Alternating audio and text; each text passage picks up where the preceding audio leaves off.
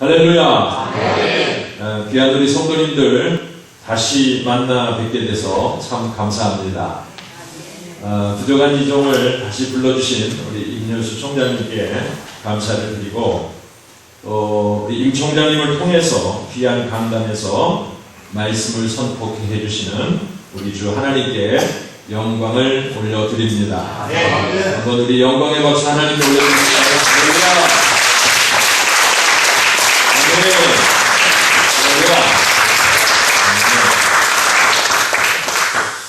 네, 오늘 이종이 선포하는 말씀으로 인해서 우리 주님께서 정말 기뻐하시고 영광을 얻으시기를 간절히 바랍니다. 사랑하는 우리 성도 여러분, 오늘 이 시간 저와 여러분 한 분 한 분에게 기도의 문이 활짝 열리기를 참으로 바랍니다. 주님께서 권능의 옷을 입혀주시기를 바랍니다. 놀라운 기도의 응답을 체험하시길 바랍니다. 여러분의 막힌 담이 벌리기를 바랍니다. 문제가 해결되기를 바랍니다. 마음의 상처를 치유받으시고 질병이 떠나가고 강건함을 회복하기를 소원합니다. 악한 마귀가 물러가고 더러운 귀신들이 쫓겨나가기를 바랍니다. 모든 속박에서 자유함을 누리시는 우리 모든 저와 여러분들이 되기를 주님의 이름으로 축복합니다. 오늘 이 시간 주님께서 저와 여러분들에게 주시는 그 말씀의 제목을 오늘 말씀해 주셨습니다마는 누가복음 11장 1절에서부터 4절까지의 말씀을 본문으로 해서 예수님의 기도 이런 제목으로 말씀을 선포하겠습니다. 어느 날 예수님께서 한 곳에 기도를 마치시고 난 후에 제자들에게 오니까 제자들이 예수님에게 기도를 가르쳐달라고 요청을 했습니다. 세례 요한은 자기 제자들에게 기도를 가르쳐주는데 선생님도 저희들에게 기도를 가르쳐주시기 바랍니다. 그래서 우리 주님께서 이제 제자들에게 가르쳐주신 기도의 예문, 그것이 오늘 우리가 읽은 이 본문 속에 잘 나타나 있습니다. 마태복음서에서는 더욱 자세하게 기록이 되어 있지만은 본문 누가복음서에서는 아주 그 핵심만을 전하고 있습니다. 너희가 기도할 때에 이렇게 하라 하면서 우리 주님께서 이제 기도의 예문을 제시해 주신 것을 볼 수가 있습니다. 그렇습니다, 여러분. 우리가 예수 그리스도를 믿고 주님을 따르고 주님을 섬길 때에 저희들도 기도를 배워야 할 줄로 믿습니다. 때때로 우리가 신앙생활하면서 기도를 해야 되는데 막막할 때가 있습니다.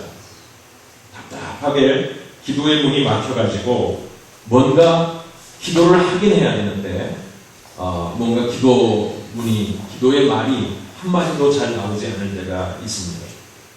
특히 처음 신앙생활을 하시는 분들에게 있어서 기도한다는 것이 결코 쉽지 않고 깜깜한 것을 볼 수 있습니다. 늘 기도하는 사람에게도 때로는 기도의 문이 닫히고 때로는 이렇게 답답한데 오죽하겠습니까? 그래서 오늘 우리의 시대에 우리 한국교회 상황을 제가 볼 때에 정말 필요한 것은 기도의 문이 열려야 된다 하는 것입니다. 믿습니까? 저희들 어렸을 때 우리 한국교회의 모습은 참 기도의 문이 활짝 열려 있었다. 저는 그렇게 생각이 돼요. 얼마나 우리 성도님들이 뜨겁게 찬양을 드리고 기도를 드렸었는지 몰라요. 철야 기도를 하면은 그야말로 철야 기도였습니다. 밤을 지새우면서 새벽까지 그 기도의 열기가 떨어지지 않았습니다.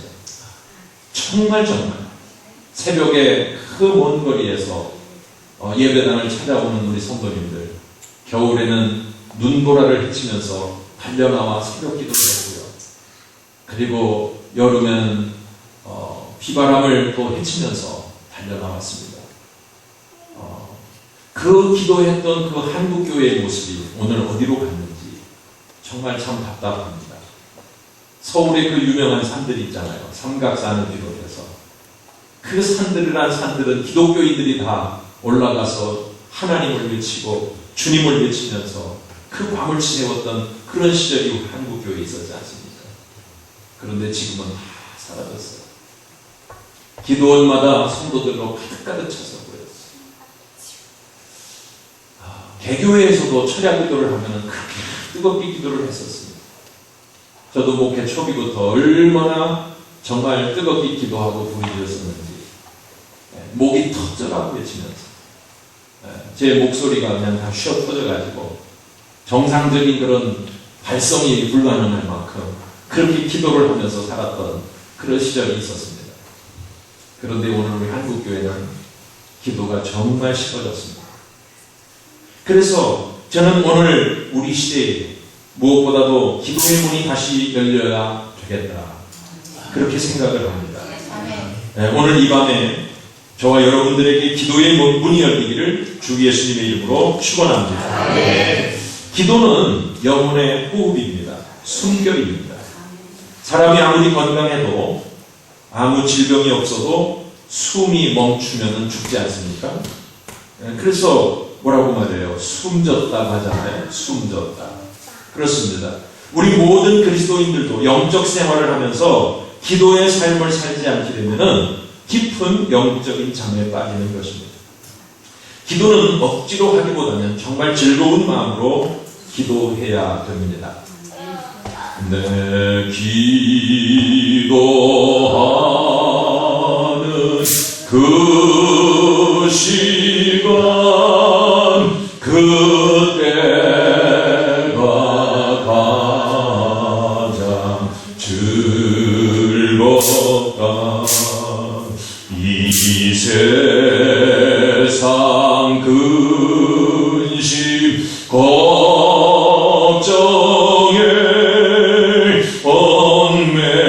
얽매인 나를 부르사. 다 같이 할까요? 내 진정 소원 주 앞에 낱낱이 바로 아뢰어 큰 구행 당해 슬플 때 나 위로하게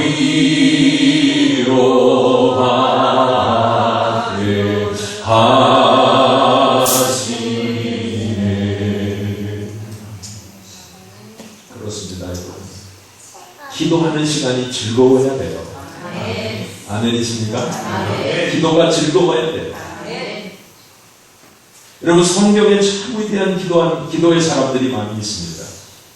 모세, 여호수아, 사무엘, 엘리야, 엘리사, 수많은 하나님 사람들이 있습니다만은 성경에 기록된 위대한 기도의 사람들 여기 외에도 많은 분들이 있어요.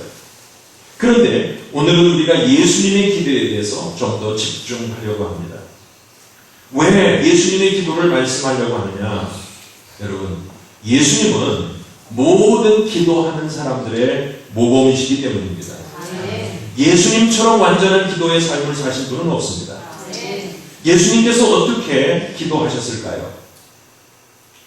여러분, 이 제자들이 주님 앞에 기도를 가르쳐달라고 요청할 때 바로 그때도 어떤 때였어요? 예수님이 기도하시고 난 뒤에 제자들이 물어봤다는 거예요. 제자들은 예수님께서 항상 기도하시는 모습을 보곤 했습니다. 예수님은 밤낮으로 기도하셨습니다. 새벽 미명에 홀로 기도하시곤 했고 때로는 밤이 맞도록 기도하시기도 했습니다. 하루 종일 사역을 하신 후에 몹시 지친 몸을 이끄시고도 우리 주님은 한적한 곳으로 돌아가셔서 곳에서 아버지 하나님을 대면하셨습니다. 수많은 사람들이 끊임없이 예수님께 올 때에도 주님은 그들을 떠나셔서 따로 한적한 곳에서 기도하셨습니다. 저와 여러분들이 진정으로 예수님을 믿는 사람들이라면 우리들도 예수님처럼 기도하는 사람이 되어야 할 줄로 믿습니다. 그래야 우리들이 정말로 주님의 영광을 위해서 주님처럼 귀하게 쓰임받을 수 있는 사역자들이 될 것입니다. 여러분, 그러면 예수님의 기도를 우리가 어떻게 배울 수 있을까요? 예수님이 왜 기도하셨는지를 성경을 통해서 우리가 봐야 됩니다. 왜 기도하셨느냐? 기도의 동기죠. 예수님께서 무슨 기도를 하셨는지를 알아야 됩니다. 기도의 내용입니다. 예수님께서 어떻게 기도하셨는가를 알아야 되는데요. 그것은 기도의 방법이 되겠죠. 그리고 예수님의 기도가 어떤 결과를 가져왔는지를 알아봐야 합니다. 그것은 기도의 결과입니다. 사실 기도에 관한 말씀을 증거하려면 오늘 이 밤이 맞도록 며칠을 말씀을 전해도 모자랄 것입니다. 오늘은 예수님께서 행하신 기도를 아주 간략하게 세 가지만 압축해서 여러분들에게 말씀을 증거해 드리려고 합니다. 세 가지 측면이라고 하는 것은 뭐냐면, 첫째로 하나님과의 친밀함을 나누시는 기도였다. 예수님의 기도는 하나님과 깊은 교제를 나누시는 기도였습니다. 두 번째로 예수님의 기도는 하나님의 뜻을 이루시는 기도였다. 사명을 위한 기도였습니다. 그리고 셋째로 예수님의 기도는 성령 안에서 기도하시는 것이었습니다. 다시 말하면 능력 기도인 것입니다. 사랑하는 성도 여러분, 여러분들도 하나님과 깊은 교제 속에서 하나님의 뜻을 위하여 그리고 성령의 권능 안에서 기도하실 수 있기를 주님의 이름으로 축복합니다. 오늘 이 세 가지의 메시지를 예수님의 기도라는 것을 저는 이 세 가지로 정리하면서 함께 여러분들과 은혜를 나누고자 하는데요. 다시 말씀을 주목해 보겠습니다. 하나님과의 친밀함을 나누시는 기도, 하나님과 교제를 나누시는 기도였습니다. 여러분, 예수님께서 하나님과 어떻게 관계를 맺어가고 계십니까? 예수님은 하나님과 예수님 자신이 하나라고 말씀하십니다. 요한복음 10장 30절 말씀을 보니까 나와 아버지는 하나이니라. 아멘. 예수님과 하나님은 뭐라고요? 하나이시래요. 하나님. 요한복음 14장 8절과 9절 말씀을 보니까 빌립이 이르되 주여 아버지를 우리에게 보여주옵소서 그리하면 족하겠나이다. 빌립이 예수님에게 뭘 물어봐요? 하나님 아버지를 보여달래요. 그랬더니 예수님께서 빌립에게 이렇게 말씀하십니다. 빌립아, 내가 이렇게 오래 너희와 함께 있으되 네가 나를 알지 못하느냐? 나를 본 자는 아버지를 보았거늘 어찌하여 아버지를 보이라 하느냐? 나를 본 자는 누구를 보았다고요? 아버지를 보셨대요. 예수님과 하나님 아버지는 둘이 아니라는 거예요. 하나라는 거예요.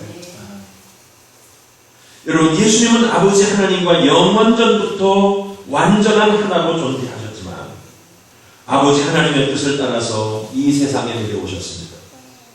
인간의 육신을 입게 된 것입니다. 흙으로 지음받은 인간의 몸을 입으신 것입니다. 성경적인 표현으로 한다면 너무나도 깨지기 쉬운 질그릇으로 속으로 들어오신 것입니다.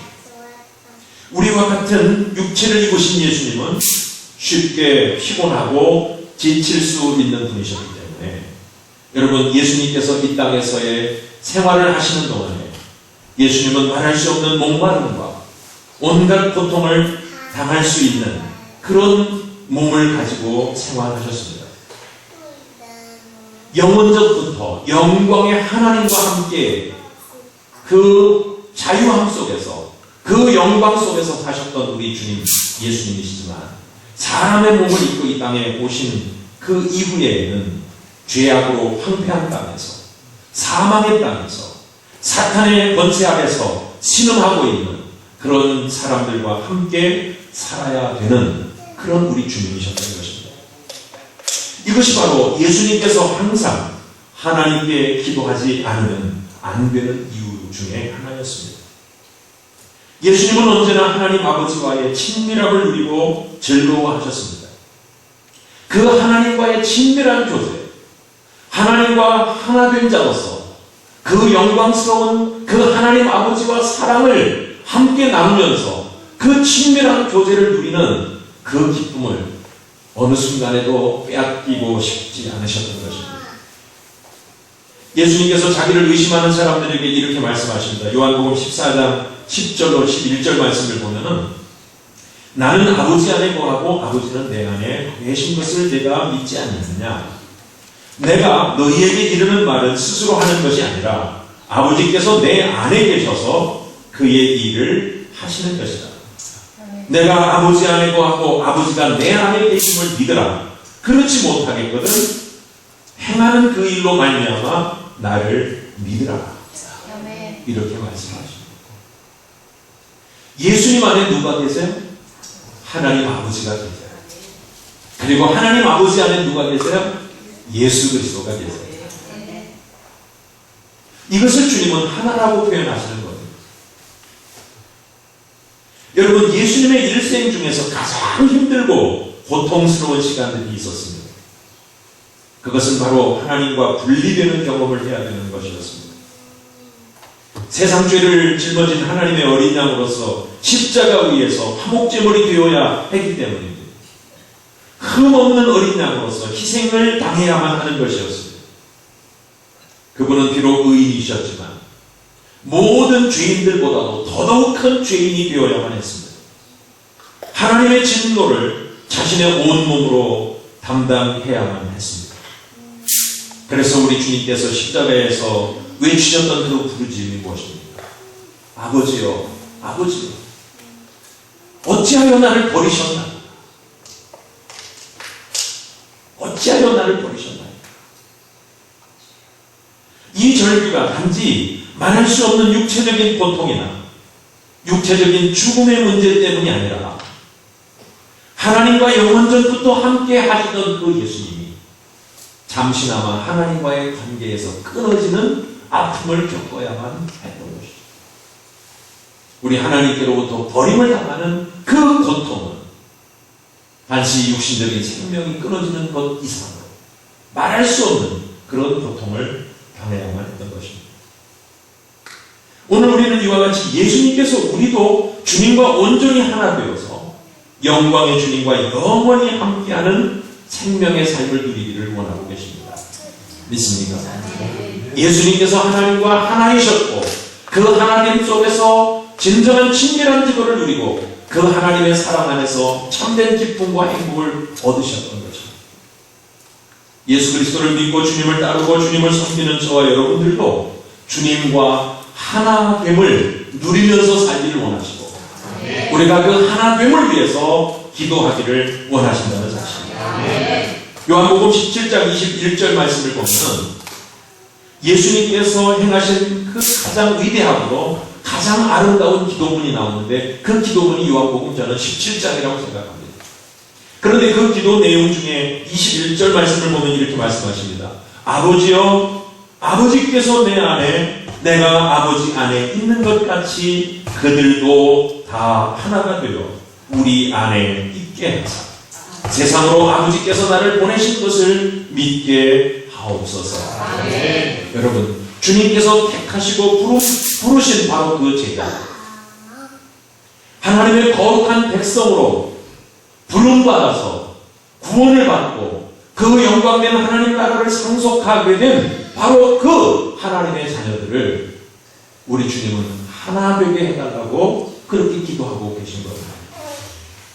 그래서 23절에도 이어서 우리 주님이 이렇게 기도하십니다. 곧 내가 그들 안에 있고 아버지께서 내 안에 계시와 그들로 온전함을 이루어 하나가 되게 하려 함은 아버지께서 나를 보내신 것과 또 나를 사랑하신 같이 그들도 사랑하신 것을 세상으로 알게 하려 함이로소이다.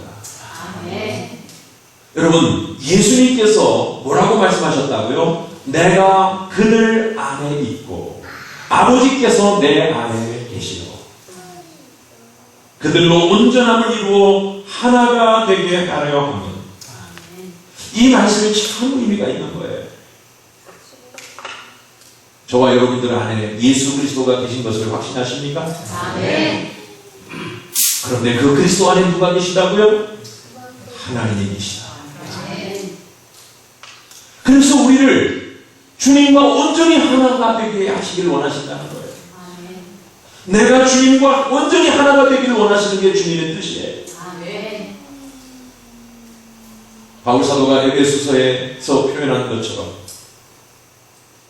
여러분, 저와 여러분들 우리는 그리스도와 한 몸인 줄로 믿습니다. 예수 그리스도가 우리의 머리이시고 우리는 각 지체들이라고 그렇게 가르쳐주고 있지 않습니까? 주님과 우리가 하나인 것입니다. 불가분리, 절대로 떨어질 수가 없는 것입니다. 주님과 우리가 절대로 떨어질 수 있는 존재가 아닙니다. 하나입니다. 하나. 믿으십니까? 예수를 진정으로 믿고 우리가 그리스도를 고백하는 사람들이라면 우리는 주님과 하나가 되어야 한다가 아니라 이미 우리는 주님과 하나가 되었다라고 말해야 됩니다. 그리고 우리가 주님과 하나가 된 우리가 하나님 아버지를 모시고 하나님이 우리 안에 계시는 그런 은혜의 영광된 삶을 우리가 살아가고 있는 것이라고 말할 수 있습니다. 사랑하는 성도 여러분, 이 은혜가 이미 우리들에게 주어진 것입니다. 믿으십니까? 이 축복을 여러분 누리고 계신 거예요. 그런데 때때로 많은 그리스도인들이 좀 속는 것이 있어요. 착각하는 것이 있어요. 하나님은 너무 멀리 계시다고 생각해요. 하나님께서 지금 나와 같이 계시다는 생각. 아니, 같이 계시다는 표현도 너무 멀게 느껴져서 하나님은 지금 내 안에 계시다. 아니, 그것보다도 더 중요한 표현. 하나님은 지금 나와 하나 되신 분이다. 아멘이세요? 그 믿음을 우리가 가지고 있어야 되는데요. 그게 성경적인 가르침이고 그것이 우리를 위한 주님의 기도였는데 내가 예수 그리스도를 믿는다고 말하면서 내가 예수님을 영접했기 때문에 주님이 내 안에 계시다고 그렇게 입술로 시인하고 고백하면서도 어쩌면 많은 그리스도인들이 하나님을 너무너무 멀리 계신 분으로 그렇게 착각하고 있단 말이에요. 하나님을 너무 두려워하는 분으로 여기고 있단 말이에요. 여러분, 우리는 하나님을 경외하는 마음 가져야 됩니다. 하나님 두려워하는 심령이 있어야 됩니다.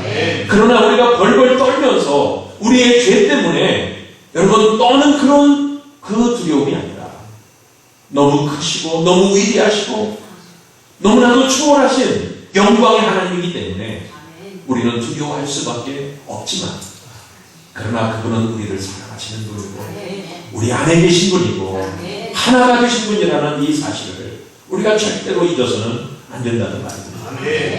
오늘 우리가 예수님의 기도를 통해서 배우고 함께 해야 될 기도의 제목이 있다면 저는 바로 이것이라고 믿습니다. 오늘 내가 예수님과 하나 된 것을 알게 해주시고 언제나 하나 된 자로서 하나님 그 믿음 안에 확고하게 설 수 있게 주시옵소서. 날마다 주 안에서 하나님을 만나게 하시고 날마다 주 안에서 하나님과 하나됨을 누리게 하여 주시옵소서. 내가 그리스도 안에 있으므로 하나님이 내 안에 계시고 또한 나도 하나님 안에 있음을 누리게 하여 주시옵소서. 여러분, 예수님과 하나님이 하나 되었을 때 우리 주님이 어떠한 것을 누렸습니까?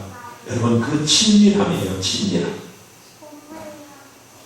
예수님과 하나님 사이에는 그 어느 것도 끼어들어갈 틈이 없었습니다. 이것이 바로 비밀이에요. 창세기 19장에 보면 하나님께서 어느 날 아브라함을 찾아오십니다. 그리고 그에게 내년 이맘때에 너희가 아들을 낳을 것이다. 놀라운 축복의 약속을 하십니다. 그리고 그에게 베푸시고자 하는 놀라운 축복을 약속하십니다. 또 한 가지를 말씀하셨는데 소돔과 고모라에 대한 부르짖음 때문에 그 성읍을 멸망시킬 수밖에 없다고 하는 그런 비밀을 우리 하나님께서 아브라함에게 가르치십니다. 그런데 그 말씀을 가르치기 전에 하나님께서 뭐라고 아브라함에게 하셨느냐 이렇게 말씀하십니다. 여호와께서 이르시되 내가 하려는 것을 아브라함에게 숨기겠느냐. 여러분, 하나님이 하시려고 하는 일이 있는데 하나님의 계획이 있는데 그 계획은 아무도 모르는데 그러나 그 친밀한 관계 속에 있는 아브라함만큼은 알려주고 싶다는 거예요. 아브라함은 소돔과 고모라가 멸망당할 것을 알았던 유일한 사람이고 그래서 자기 조카 롯이 그곳에 살고 있음을 알고 조카 롯을 구원하기 위해서 의인이 있으면 하나님 그 성을 멸하겠습니까? 10명까지 50명에서 10명까지 내려갔어도 의인 10명을 찾을 수 없어서 그 성은 멸망당할 수밖에 없었는데, 여러분, 하나님께서 아브라함을 생각하셔서 그 조카로 그 가족을 구원해 낸 줄로 믿습니다. 할렐루야. 아멘이세요? 여러분, 예수님께서 제자들에게 하시는 말씀도 별로 다르지 않습니다. 요한복음 15장 15절 말씀을 보니까 이제부터는 너희를 종이라 하지 아니하리니 종은 주인이 하는 것을 알지 못함이라. 너희를 친구라 하였노니 내가 내 아버지께 들은 것을 다 너희에게 알게 하였습니다. 종들에게는 비밀을 알려주지 않죠. 그러나 친구에게는 비밀을 얘기해 주죠. 예수님께서 제자들을 자신의 종이라고 말씀하지 않고 이제는 친구라고 말씀하시면서 하나님 아버지의 비밀을 다 그 친구들에게 알려주셨다는 거예요. 친구이기 때문에 알려주셨다는 거예요.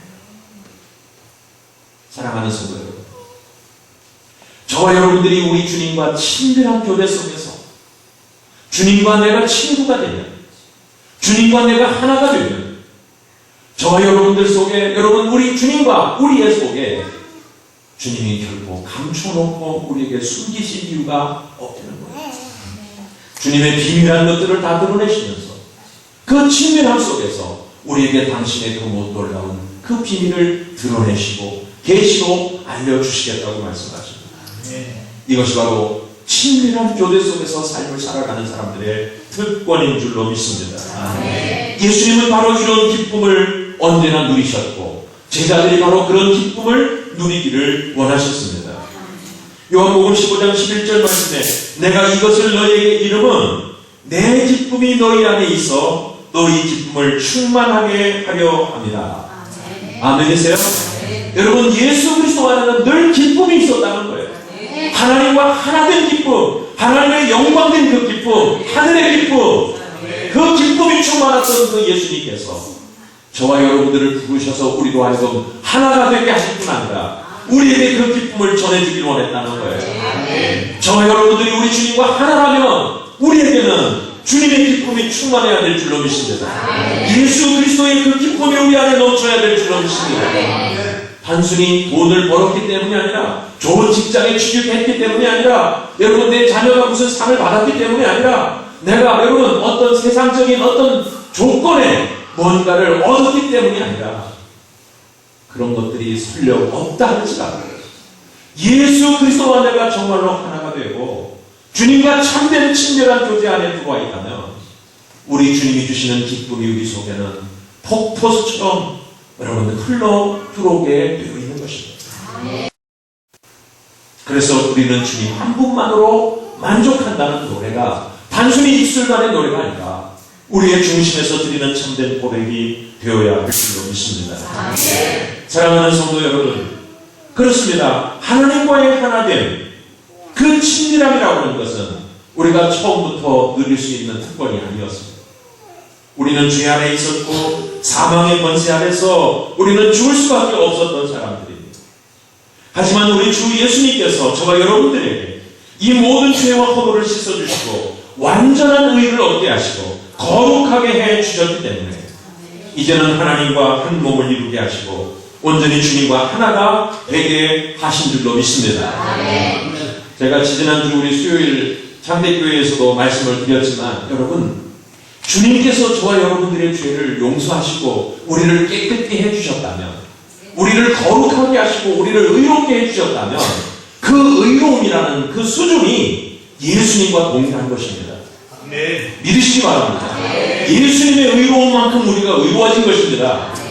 주님의 의와 우리의 의가 차별이 있는 게 아니에요. 만일 우리의 의가 조금이라도 손상이 있다면 우리는 절대로 하나님 나라에 들어갈 수 없어요. 거룩한 천국의 백성이 될 수가 없습니다. 그만큼 우리는 의로운 사람이 된 거예요. 그만큼 우리를 흠없게 만들어 주신 거예요. 우리는 그 믿음을 가지고 그 은혜 속에서 우리는 정말 풍성한 하나님의 영광을 누릴 수 있는 사람들이 되었습니다. 그런 면에서 우리는 정말 주님을 찬양하고 주님 앞에 감사의 삶을 살아야 될 줄로 믿습니다. 여러분, 예수님께서 하나님과 하나 되는 그런 삶을 끊임없이 사셨지만 그 하나됨을 위하여 한 가지 더 기도를 드리셨는데 그것이 뭐냐면 자신의 뜻을 늘 버리는 것이었습니다. 그래서 주님은 내 뜻을 버리고 아버지의 뜻대로 하옵소서 그렇게 기도했던 것입니다. 겟세마네 동산에서의 기도를 여러분 너무나도 잘 아시잖아요. 내 뜻대로 마옵시고 아버지의 뜻대로 하옵소서. 그렇습니다. 이것이 바로 언제나 하나님과 하나 되는 삶을 살아가는 그런 삶의 비결을 우리가 배우는 것입니다. 저와 여러분들은 예수님과는 형편없이 비교할 수 없이 우리는 죄악된 속성까지 우리 속에 가지고 있는 사람들이죠. 예수님에게는 죄악의 속성이 없었습니다. 그러나 우리는 죄악의 속성을 가지고 사는 사람들입니다. 그만큼 우리는 하나님의 뜻과는 상관없는 삶에 길들여져 왔던 사람들입니다. 그만큼 우리는 하나님을 대적하는 그런 마음을 품고 살아왔던 그런 사람들입니다. 그렇기 때문에 여전히 하나님의 뜻보다는 내 생각, 내 뜻을 앞세울 때가 많습니다. 비록 우리가 영적으로는 하나님과 하나가 되었다 할지라도 여전히 우리는 육신적인 삶을 살아가는 동안에 내가 살아나고 내 뜻이 강조되고 내 생각이 앞서서 우리 하나님의 뜻을 거스릴 때가 참으로 많은 것입니다. 그렇기 때문에 우리는 하나님 앞에 기도할 때에 내 뜻을 버리게 하시고 오직 하나님의 뜻대로 행하게 하여 주시옵소서. 우리는 날마다 이 기도를 드려야 되는 것입니다. 자기를 부인하고 자기 십자가를 짊어져야 하는 이유가 바로 여기 있는 것입니다. 여러분, 나를 부인하기 바랍니다. 나의 십자가를 지길 바랍니다. 바울이 고백한 것처럼 날마다 죽기를 바랍니다. 그래서 그리스도 예수 안에서 여러분 새롭게 날마다 살아갈 수 있는 그런 심령으로 우리가 살아갈 때 우리는 하나님과 하나된 삶을 풍성하게 누리게 될 줄로 믿습니다. 바로 이런 사람이 하나님의 사람이요 성령에 충만한 사람이요 하나님께서 이제 온전히 한 몸을 이루는 사람으로서의 온전함을 이루는 사람이 될 줄로 믿습니다. 둘째는 예수님의 기도를 우리가 배우면서 둘째는 무엇이냐면 사명을 이루기 위한 기도를 드리셨다는 것입니다. 바로 그건 사역기도입니다. 예수님의 사역기도. 예수님께서 이 땅에서 자신의 뜻을 이루기 위해서 오신 분이 아니라 언제나 하나님의 뜻을 이루기 위해 오셨다고 우리 주님이 말씀하고 계십니다. 요한복음 4장 34절 말씀에 말씀하시기를 나의 양식은 나를 보내신 이의 뜻을 행하며 그의 일을 온전히 이루는 이것이니라. 여러분, 예수님의 식사, 예수님의 양식이 육신의 생명을 이루기 위해서, 육신의 생명을 유지시키기 위해서 반드시 필요한 그런 육신의 양식도 우리 주님께서 필요로 하셨지만, 그러나 그분은 육신의 양식보다도 더 근본적인 양식을 말씀하시기 위한데 예수님께서 정말로 그렇게 날마다 먹고 마시고 즐기고 누리고 싶었던 것은 육신의 양식이기보다는 하나님의 뜻을 이루는 것이다. 요한복음 6장 38절로 39절 말씀을 보니까 예수님이 이렇게 말씀하십니다. 내가 하늘에서 내려온 것은 내 뜻을 행하려 함이 아니요 나를 보내신 이의 뜻을 행하려 함이니라.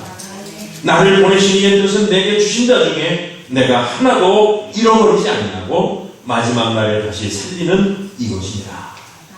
여러분, 예수님의 사역은 철저하게 당신의 뭔가 계획, 당신의 비전, 당신의 뭔가 야망을 이루고자 하는 일들이 아니라 철두철미하게 자신을 보내주신 하나님의 뜻을 위한 것이었다고 말씀하셨습니다. 사랑하는 여러분, 이것이 아버지 하나님의 뜻을 이루고자 하는 예수 그리스도의 인생의 목적이었던 것입니다. 예수님께서 십자가에 달려 돌아가실 때 7마디의 말씀을 하셨다는 것을 우리는 잘 알고 있습니다. 그 7마디의 말씀 중에서 예수님이 뭐라고 말씀하셨죠? 다 이루었다. 다 이루었다. 자신의 인생의 목적을 다 이루었다는 거예요. 그때 우리 주님이 그 나이가 몇 살입니까? 약 33세쯤 된다고 하지 않습니까? 젊은 청년이, 피 끓는 청년이에요. 50도 되지 못한 그 짧은 인생을 살아가신 그분이 당신의 모든 인생의 목적을 다 이루었다고 감히 말씀하고 있는 것입니다. 여러분, 바로 저는 이것이 왜 우리 주님이 다 이루었다고 말씀하시느냐, 자신의 꿈과 계획과 비전과 자신의 무슨 포부와 무슨 야망을 다 이루었다는 뜻이 아니라 자신을 보내주신 하나님의 뜻을 다 이루었다는 거예요. 그것은 인간이 범죄한 이후로 인간만이 아니라 모든 피조물들이 다 죄와 사망 아래 있는데 이 만물을 다시금 회복할 수 있는 구속의 사역을 우리 주님이 다 이루셨다는 것입니다. 하나님께서 뜻하시는 이 모든 일들을 예수님께서 이루시고 행하신 고백이었습니다. 그렇습니다. 여러분, 예수님은 그의 제자들을 선택하시고 그들에게 사명을 주시면서 사명을 위해서 살아가기를 원하시는 것입니다. 저와 여러분들도 주님을 믿고 따르는 믿음의 사람이 되었다면 우리들도 여러분 사명을 위하여 기도해야 될 줄로 믿습니다. 저와 여러분들이 정말 예수 그리스도의 제자요 우리 주님을 따르는 신실한 주님의 백성이라면 우리는 우리의 인생을 어떻게 살아가야 될 것인가? 인생의 목적을 어디에 두어야 될 것인가? 우리의 사명을 어떻게 두어야 할 것인가? 그리고 그 일들을 이루기 위해서 우리가 무엇을 기도해야 될 것인가를 분명하게 알아야 할 줄로 믿습니다. 예수님은 제자들에게 몇 가지 이 사역을 위한 기도의 제목을 말씀해 주셨는데, 첫 번째는 무엇이냐면 너희는 먼저 하나님의 나라와 그의 의를 구하라고 말씀합니다. 하나님의 여러분 이 거룩한 일들을 감당하기 위해서, 다시 말하면 하나님 나라의 일을 위해서, 여러분 사역을 감당하기 위해서 우리는 기도할 때 첫 번째로 기도할 제목이 뭐라고요? 하나님의 나라와 하나님의 의를 구하는 거예요. 이방인들이 구하는 기도는 무엇입니까? 무엇을 먹을까, 무엇을 마실까, 무엇을 입을까를 구하는 것이었습니다.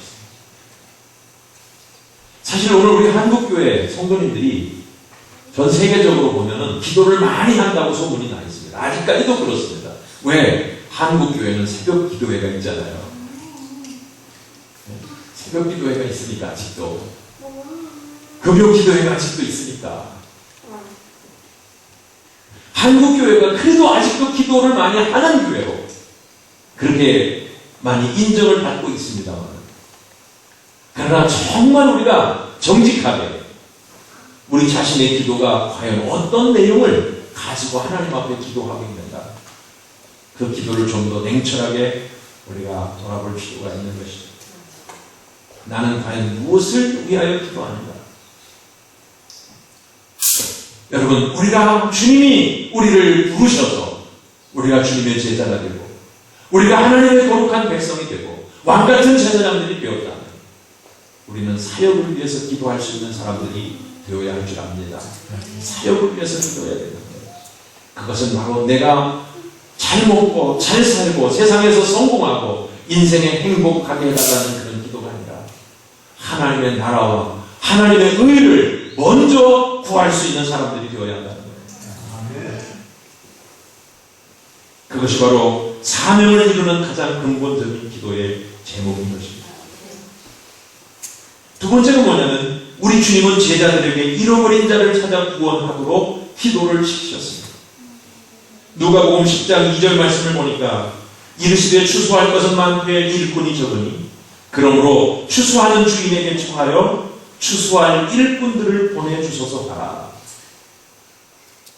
제자들에게 각 동리로 각 처로 둘씩 짝을 지어서 그렇게 전부를 또 훈련하셨던 그 주님의 모습을 우리가 볼 수 있죠. 우리 주님이 이 땅에 오신 이유가 뭐였다고 했습니까? 잃어버린 자를 찾아 구원하려고 하셨다는 거예요. 우리 주님이 마지막 승천하시기 직전에 제자들에게 전해주셨던 그 마지막 명령이 무엇입니까? 온 천하에 보내면서 만민에게 복음을 전파하라는 것입니다. 예루살렘에서 온 유대와 사마리아 땅끝까지 이르러낸 증인이 되라는 것입니다. 여러분, 이 모든 일들은 잃어버린 영혼들을 찾아 구원하는 이 거룩한 전도에 하나님의 뜻이 있는 거예요. 그래서 우리는 이 사역을 위한 기도를 행할 때마다 잃어버린 영혼들을 구원하도록 늘 우리는 하나님께 깨어 기도해야 될 줄로 믿습니다. 우리들 자신이 그런 귀한 사역자가 될 수 있게 해달라고 기도해야 될 줄로 믿습니다. 그것이 바로 하나님의 나라를 위한 일, 하나님의 거룩한 사역을 감당하는 일인 것입니다. 세 번째로는 마귀의 일을 멸하기 위해서 우리 오신 예수님께서 모든 병든 자, 고통받는 자, 그리고 악한 영에 속해서 억눌리고 그리고 억압을 당하는 그런 많은 영혼들을 자유케 하시는 일들을 행하셨던 사실을 알 수가 있습니다. 요한일서 3장 8절 말씀을 보니까 죄를 짓는 자는 마귀에게 속하나니 마귀는 처음부터 범죄합니다. 하나님의 아들이 나타나신 것은 마귀의 일을 멸하려 하십니다. 이렇게 말씀하시고 있어요. 여러분, 예수 그리스도가 이 세상에 오신 이유가 뭐라고요? 마귀의 일을 멸하기 위한 것이래요. 마귀의 일을 멸하시기 위한 것입니다. 그래서 우리 주님은 사역을 행하시는 가운데 얼마나 많은 부분에 더럽고 추악한 귀신들의 권세를 물리치고 사악한 마귀의 세력을 대적하시는 그 아래에서 억압당하고 짓눌리고 고통당하는 심령들을 구원해내는 이 아름다운 사역을 감당하셨는지를 볼 수가 있는 것입니다. 그래서 오늘 우리는요, 이 예수 그리스도의 이 귀한 기도에, 그 사역을 위한 기도에 우리가 온전히 마음을 함께하면서 우리들도 이런 기도에 귀한 사역자들이 되어야 될 줄로 믿습니다. 기도의 능력자들이 되어야 할 줄로 믿습니다. 하나님의 나라와 하나님의 의를 먼저 구할 수 있는 저와 여러분들이 되길 원합니다. 여러분, 잃어버린 영혼을 찾아 구원하는 일을 위해서 우리가 기도를 해야 될 줄로 믿습니다. 우리가 악한 마귀의 권세를 대적하고 질병을 물리치고 더러운 귀신을 물리치고 문제를 물리치고 여러분 하나님의 구원을 이룰 수 있는 그 일들을 위해서 기도해야 될 줄로 믿습니다. 오늘 아침에 우리 교회에서도 말씀을 묵상하면서 함께 나눈 본문입니다만은 요나서 1장 말씀을 보니까 선지자 요나가 니느웨로 가서 하나님의 심판이 있을 것을 선포하라고 하는 그 하나님의 명령을 들었는데 그는 거부를 하게 되죠. 그래서 그는 니느웨로 가는 것이 아니라 오히려 배를 타고 그 반대편 땅끝 다시스로 그가 가려고 합니다. 정반대의 길을 가려고 했던 것입니다. 사명자인데 사명자가 되기를 포기한 것입니다. 그런데 우리 하나님은 그 사명자가 포기한다고 내버려 두시는 분이 아니에요. 풍랑을 일으키시고 그를 바다에 던지게 하실 때 큰 물고기를 준비하게 하시고 그 물고기발 속에서 철저하게 매기하게 하시더니 결국은 니느웨가 가까이 있는 그 무트로 물고기를 내보내서 토하셔가지고 그곳에 다시 가서 그 하나님의 말씀을 선포하게 하시는 것을 볼 수 있잖아요. 여러분, 오늘 우리가 사명을 저버릴 때 하나님은 그냥 내버려 두시지 않는단 말이죠. 우리가 진정한 사명을 감당할 수 있도록 하기 위해서 하나님은 여러 가지의 방법으로 우리를 다루신다는 것을 알 수 있어요. 믿습니까? 오늘 저와 여러분들 한 사람 한 사람 사명을 저버리고 도망치는 자들이 되지 않게 하시고 오늘 우리를 부르시고 우리를 택하시고 우리의 거룩한 하나님의 자녀가 되실 뿐 아니라 이 하나님의 나라를 위해서 우리로 하여금 일하게 하신 우리 주님의 뜻을 우리가 깨달으면서 우리는 예수님처럼 우리 각자의 사명을 깨닫고 우리의 사명을 위해서 기도할 수 있는 그런 저와 여러분들이 되기를 간절히 소망합니다. 세 번째로 예수님의 기도를 통해서 우리가 배울 수 있는 것이 뭐냐면 예수님의 기도는 능력을 나타내는 기도였다는 거예요. 한마디로 말하면 능력 기도였다. 여러분 그렇습니다. 예수님의 기도는요 놀라운 능력과 기도와 표적이 언제나 나타났어요. 몇 가지 사례를 제가 예를 들어서 말씀을 드릴게요. 오병이어의 표적을 보십시오. 여러분 남자의 숫자만 5,000명을 헤아리고 더 넘습니다. 여자아이들 다 합치면 어떤 이는 2만 명이 넘을 수도 있다고 봐. 그런데 그들에게 먹일 수 있는 음식은 단 한 가지. 물고기 2마리, 보리떡 5개. 그 도시락 하나를 가지고 우리 주님이 어떻게 하시는지를 보세요. 어떻게 하는지를 보세요. 주님은 하늘을 우러보시고 감사하십니다. 거기 요한복음 6장 11절 말씀을 보니까 이렇게 말씀하십니다. 예수님께서 떡을 가져 축사하신 후에 앉은 자들에게 나눠주시고 물고기도 그렇게 그들의 원대로 주시니라. 아멘. 도시락 하나를 가지고 이 수많은 사람들을 먹여야 되는데 우리 주님은 전혀 불안한 감정이 없습니다. 조금도 불안한 감정이 없습니다. 오히려 그것을 가지시고 우리 주님 뭘 하세요? 감사의 기도를 드리고 계신 거예요. 감사의 기도. 그리고 나눠주시는데 부족하면 부족한 대로 더 달라고 원하는 대로 다 주셨다는 거예요. 할렐루야. 놀라운 능력이 우리 주님의 손길을 통해서 나타난 줄로 믿으시기 바랍니다. 요한복음 11장에 보면은 죽은 나사로를 살리실 때 우리 주님이 기도하신 내용이 나옵니다. 죽은 지 나흘 앞에서 그 시신이 부패해가지고 썩어서 냄새가 나고 있습니다. 그런데 우리 주님은 그 돌문을 열어놓으라고 말씀하시고 그리고 하나님 아버지께 기도하고 있습니다. 요한복음 11장 41절 말씀을 보니까 예수님께서 눈을 들어 우러러보시고 이르시되 아버지여 내 말을 들으신 것을 감사하나이다. 항상 내 말을 들으시는 줄을 내가 알았나이다. 그러나 이 말씀을 하고 있는 것은 둘러싼 무리를 위함이니 곧 아버지께서 나를 보내신 것을 그들로 믿게 하려 함이니이다. 죽은 사람 앞에서 기도를 하면서 이 사람은 과연 살아남을까? 그걸 의심하고 그거를 두려워하고 염려하시는 분이 아니라 하나님 앞에서 오히려 감사의 기도를 드리고 계셨다. 그리고 나사로야 나오라고 주님이 선포하실 때 죽었던 그 나사로가 배로 동인 채로 나아가는 거예요. 할렐루야. 사랑하는 여러분, 이것이 바로 주님의 그 놀라운 기사와 표적의 그 기도였습니다. 예수님께서는 바람과 바다도 순종하게 하셨죠. 마가복음 4장 39절 말씀에 보니까 예수님께서 깨어 바람을 꾸짖으시며 바다더러 이르시되 잠잠하라 고요하라 하시니 바람이 그치고 아주 잔잔하여지더라. 그때 많은 사람들이 두려워하면서 말하기를 그가 누구이기에 바람과 바다도 순종하는고 하였더라. 여러분, 어떻게 바람이, 어떻게 파도가 말씀 한마디에 그대로 순종을 합니까? 어떻게 이런 일이 가능합니까?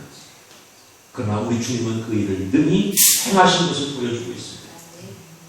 조금 전에도 말씀을 드렸지만 예수님은 병든 사람을 많이 치유하셨습니다.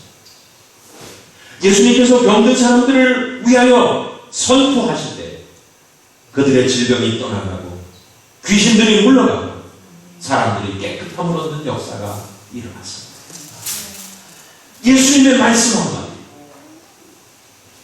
소경이 눈을 떴습니다. 안주베리가 일어났습니다. 문둥병자는 나음을 얻었습니다. 여러분, 어떻게 이런 일이 벌어질 수 있습니까? 어떻게 이게 가능합니까? 누가복음 4장 39절 말씀을 보니까 베드로의 장묘가 열병으로 알아누웠을 때 예수님께서 가까이 가셔서 열병을 꾸짖으셨다고 했습니다. 열병을 꾸짖었다. 그랬더니 병이 떠나고 여자가 곧 일어나 그들에게 수종드니라. 조금 전까지는 끙끙 앓고 누웠었는데 예수님께서 열병을 꾸짖었다. 마치 병이 무슨 인격적인 존재처럼 그 병을 꾸짖었단 말이에요. 근데 그 병이 나가요.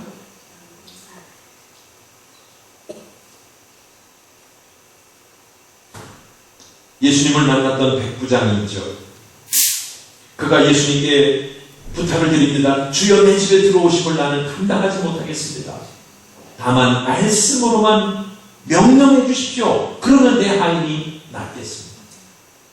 나도 남의 수하에 있는 사람이고 내 아래에도 군사가 있으니 이더러 가라 하면 가고 저더러 오라 하면 오고 내 정도로 이것을 하라 하면 합니다. 그는 예수님의 권위를 인정할 줄 아는 사람이었습니다. 예수님께서 먼 거리에서라도 말씀으로 명령하시는 자기 집에 있는 자기 하인이, 죽을 병에 걸린 그 하인이 나을 것이다.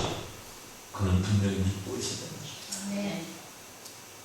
예수님께서 들으시고 놀랍게 여겨 따르는 자들에게 이르시되 내가 진실로 너에게 이르노니 이스라엘 중에 아무에게서도 이만한 믿음을 보지 못하였노라. 그러면서 우리 주님이 선포하십니다. 가라, 네 믿음대로 될지어다.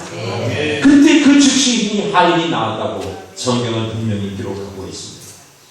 사랑하는 성도 여러분, 더러운 귀신들도 우리 주님의 명령에 온전히 따라가서 그들은 우리 주님의 말씀에 완전히 혼대불상하면서 주님의 말씀에 순종하고 그들이 그 사람들을 사로잡고 억압했던 모든 사람들을 놓아두고 도망을 치는 그런 모습을 볼 수가 있지 않습니다. 예수님의 기도는 언제나 능력이 동반된 기도였습니다. 사람을 변화시키는 역사가 일어났습니다. 놀라운 치유와 회복의 역사가 일어났습니다. 자연도 어찌할 수 없이 우리 주님 앞에는 순종하는 모습을 보였습니다. 그런데 이와 같은 능력의 기도를 주님은 주님 홀로만 하시려고 하는 게 아니라 주님을 믿는 저와 여러분들에게도 그 능력을 주시길 원하시는 것입니다. 그런 능력으로 기도하기를 원하시는 것입니다. 마가복음 16장 17절 18절 말씀을 보니까 우리 주님이 뭐라고 말씀하시는가 하면 믿는 자들에게는 이런 표적이 따르리니 곧 그들이 내 이름으로 귀신을 쫓아내며 새 방언을 말하며 뱀을 집어 올리며 무슨 독을 마실지라도 해를 받지 아니하며 병든 사람에게 손을 얹은 즉 나으리라. 여러분, 주님께서 주님을 믿는 주님의 제자들에게 그 권세를 주시고 그 권능을 입혀주시고 그들로 하여금 선포하게 할 때 그 선포가 능력 있는 선포가 되게 한다는 것입니다. 여러분, 기도라는 것은 단순히 하나님 아버지께만 기도하는 것. 하나님, 내가 하나님께 뭘까 구합니다. 하나님 들어주시옵소서. 이런 것만이 기도가 아니에요. 예수 그리스도의 이름으로 질병을 꾸질 때 그것도 기도입니다. 귀신을 쫓아낼 때 그것도 기도입니다. 믿습니까? 주 예수 이름으로 선포하는 모든 것들이 기도인 거예요.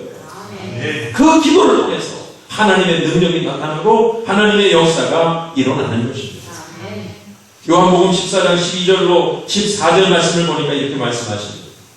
내가 진실로 너희에게 이르노니 나를 믿는 자는 내가 하는 일을 그도 할 것이요 또한 그보다 큰 일도 하리니 이는 내가 아버지께로 갑니다. 너희가 내 이름으로 무엇을 구하든지 내가 행하리니 이는 아버지로 하여금 아들로 말미암아 영광을 받으시게 하려 합니다. 내 이름으로 무엇이든지 내게 구하면 내가 행하리라. 사랑하는 성도 여러분, 주님의 약속이에요. 예수님이 행하셨던 그 놀라운 일들, 그보다 더 큰 일도 할 수 있는 그 권능을 저와 여러분들에게도 주신다는 겁니다. 아멘 하십시다. 아멘. 믿으십니까? 이 말씀이 여러분 그 예수님이 직접 뽑고 택했던 그 제자들만이 아니라 주님을 믿고 있는 오늘의 저와 여러분들에게도 주시는 약속인 줄로 믿으시기 바랍니다. 그렇기 때문에 우리는 그 능력 있는 기도를 우리 하나님 앞에 늘 기도해야 될 줄로 믿습니다. 바울 사도가 고린도 교회에 보낸 첫 번째 편지에서 이런 이야기를 하고 있습니다. 고린도전서 2장 3절로 5절입니다.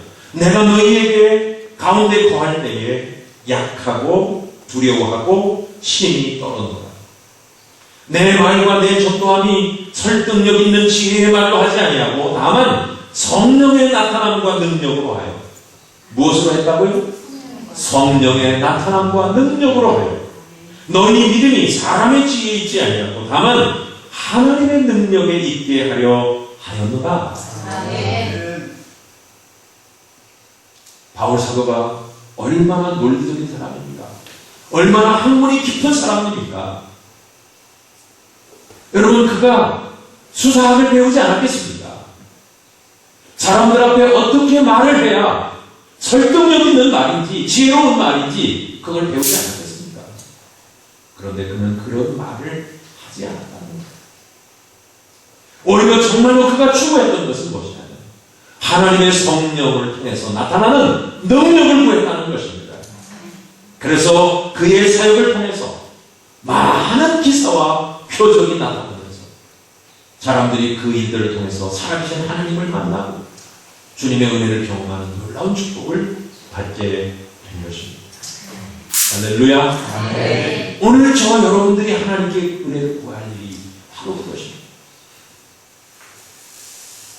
많은 사람들이 하나님 앞에 기도를 드리면서도 10년을 기도하고 20년을 기도하고 30년을 기도하면서도 아무런 역사가 일어나지 않았지. 그 무수한 기도들이 여러분 쓰레기통에 쳐졌는지 허공을 치고 말았는지 아무 역사도 경험하지 못한지 그저 종교적인 하나의 의식으로 기도 생활에 그저 습관이 들어서 있는 경우들을 우리는 솔직히 많이 볼 때가 있습니다. 그러나 정말로 우리가 예수 그리스도의 기도를 통해서 진정한 기도를 배우게 된다면 우리는 그런 기도를 하는 사람이 되어서는 안 될 줄로 믿습니다. 오늘 말씀을 마치면서 결론적으로 다시 한번 우리가 그 말씀을 정리해 봅니다. 여러분, 예수님의 기도는 어떤 기도였습니까? 예수님의 기도는 하나님과 하나 된 그 친밀함을 나누는 기도였다는 사실을 알 수가 있습니다. 저와 여러분들도 우리 주님과 하나됨을 언제나 누리면서 살 수 있기를 바랍니다. 아멘. 주님과 하나됨 속에서 그 얻는 기쁨, 그 영광, 그 행복, 그 즐거움 속에서 날마다 우리의 기도가 살아있기를 바랍니다. 아멘. 두 번째는 예수님의 기도는 어떤 기도였습니까? 하나님의 뜻을 이루는 기도였습니다. 당신의 뜻을 위한 것이 아니라 하나님의 뜻을 위한 기도. 그래서 하나님의 뜻을 위한 이 사역을 위해서 언제나 우리 주님은 잃어버린 영혼을 구원하는 기도를 하십니다. 그리고 억압당하고 고통당하고 문제 속에 빠져있던 많은 영혼들을 우리 주님 살려내시는 놀라운 치유의 기도, 능력의 기도를 행하셨다는 사실을 알 수가 있습니다. 사랑하는 성도 여러분, 여러분들도 하나님과의 깊은 교제 속에 더욱더욱 그 기도의 깊이가 더해지기를 축복합니다. 아멘. 기도가 더 성숙되기를 바랍니다. 아멘. 여러분의 기도가 더 새로운 차원으로 더 나아갈 수 있기를 주님의 이름으로 축복합니다. 아멘. 그것은 단순히 어떤 신령성을 우리가 즐기기 위한 것이 아니라 더욱 하나님의 뜻을 이루기 위해서, 하나님의 나라를 위해서 우리가 하나님의 권능을 힘입어 행할 수 있는 놀라운 기도의 능력을 가질 수 있기를 주님의 이름으로 축원합니다. 아멘. 우리 함께 이 시간 찬양을 드리시고 함께 통성으로 기도하는 시간을 갖겠습니다.